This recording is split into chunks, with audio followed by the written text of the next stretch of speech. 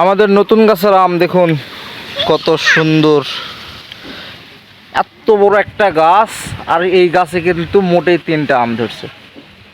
আর আপনাদের একটা জিনিস দেখাই, জিনিসটা হচ্ছে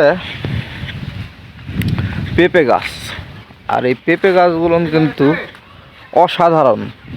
কেন? সব গাছেই তো পেঁপে ধরে দেখছেন, কিন্তু এই যে গাছের ভিতরে যে মর্দা বা মেডদি গাছ আছে, এই যে দেখেন আমাদের মর্দা 2-3টা গাছ আছে যেগুলাতে এইভাবে পিঁপে ধরে আছে, একদম ঝুলায়ে ঝুলায়ে। আর এগুলো যেগুলো সচরাচর হয় আর কি, মেডদি গাছ, কিন্তু মর্দা গাছে পিঁপে খুব কম হয়। এই যে এইটা মর্দা একটা গাছ, সুইট তুমি দেখছো?